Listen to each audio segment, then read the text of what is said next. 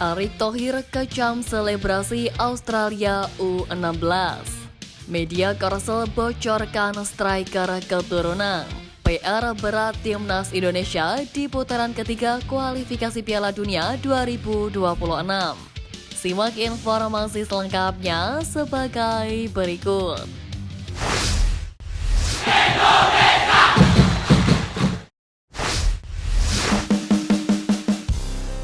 Gagal ke partai final, Erick Thohir kecam selebrasi Australia U16.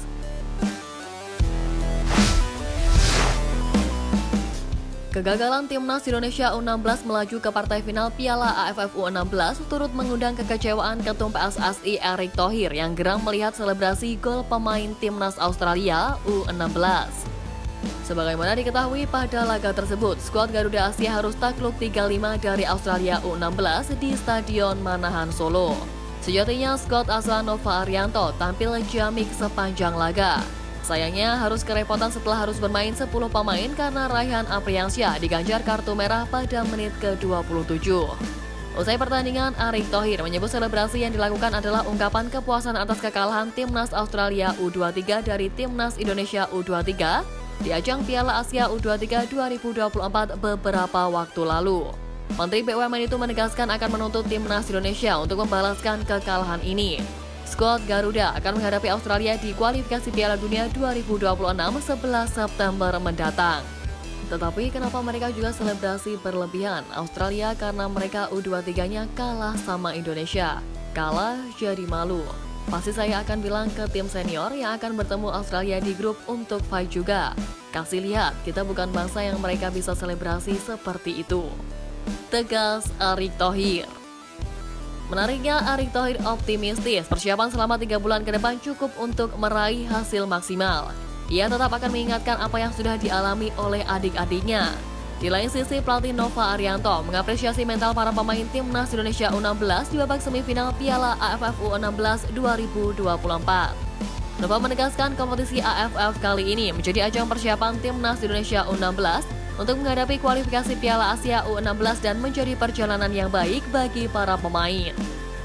Sementara itu, Nova Arianto yang juga menjadi asisten STY di Timnas Senior bisa menjadi perantara balas dendam seperti yang diinginkan oleh Ketua Umum PSSI Erick Thohir.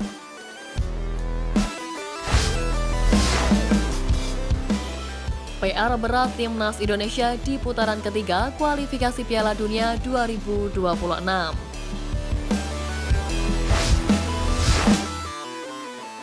Pertama, kurang tajamnya lini serang.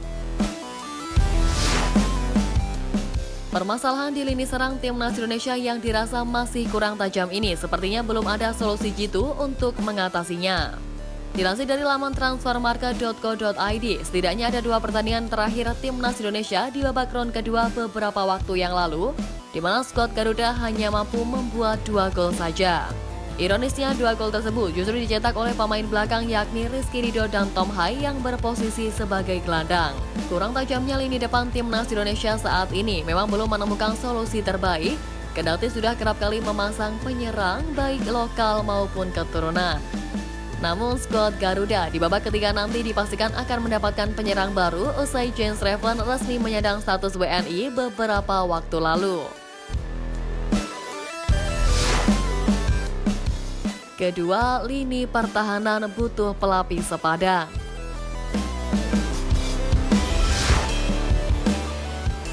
Di lini pertahanan mungkin nama Jay Ize sangat menonjol dan dapat menjadi leader dalam 4 laga terakhir Timnas Indonesia. Perannya bersama Rizky Ridho dan Justin Hubner seakan-akan menjadi tembok kokoh di lini pertahanan skuad Garuda yang hanya kebobolan 2 gol saja dari 4 pertandingan terakhir. Namun tentunya bek berusia 24 tahun tersebut perlu pelapis sepadan jika dirinya absen karena cedera atau akumulasi kartu. Belum lagi menuanya Jordi Ama juga memerlukan pelapis yang sepadan untuk menggantikan bek berusia 32 tahun tersebut. Ketiga, blunder penjaga gawang.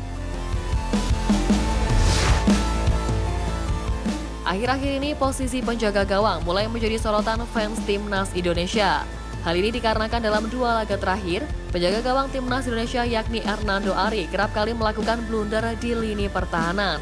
Bahkan salah satu blundernya saat melawan Irak pada tanggal 6 Juni lalu, membuat skuad Garuda harus takluk di kandang sendiri dengan skor 2-0. Hal tersebut tentu mengisyaratkan bahwa posisi penjaga gawang juga harus mulai mendapatkan perhatian guna meminimalisir terjadinya blunder-blunder yang tidak perlu di putaran ketiga mendatang.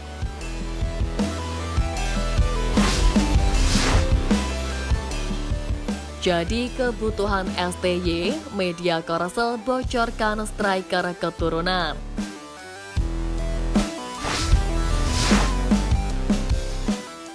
Kabar menarik datang dari salah satu media Korsel yang menyoroti persiapan timnas Indonesia di babak ketiga kualifikasi Piala Dunia 2026. Salah satu yang jadi sorotan ialah soal komposisi pemain naturalisasi di skuad Sintayong. Hal itu bermula ketika media Korsel Export News mengulas satu pemain berdarah Indonesia di Belanda yang bernama Dan Roos. Bersumber dari pemberitaan media lokal Indonesia, Export News menuliskan bahwa Dan Roos berposisi sebagai seorang striker dan memiliki insting gol yang cukup bagus. Dalam ulasannya, Export News merujuk pada data penampilan Dan Roos bersama tim U17 VTC. Menurut mereka, Roos memiliki bakat bagus sebagai seorang striker. Dan Roos pernah unjuk bakat di Eredivisie Belanda, dikabarkan sangat ingin bergabung dengan timnas Indonesia. Indonesia yang melaju ke babak ketiga kualifikasi Piala Dunia 2026 di bawah pelatih Sintayong aktif menerapkan kebijakan naturalisasi demi ambisi ke Piala Dunia. Tulis media Korsel tersebut. Diketahui Dan Roos saat ini berusia 22 tahun. Ia kelahiran Groenlo, Belanda pada 25 Juli 2001. Saat ini namanya tercatat jadi bagian dari tim U17-20 yang bermain di kasta ketiga. Merujuk dari data transfer market, Roos merupakan seorang striker, namun ia juga dimainkan sebagai winger kanan dan juga gelandang serang. Berposisi sebagai winger kanan, Roos memiliki 106 caps dan mencetak 22 gol serta 14 assist. Sedangkan 5 gol dan 2 assist dicetaknya saat bermain sebagai seorang striker.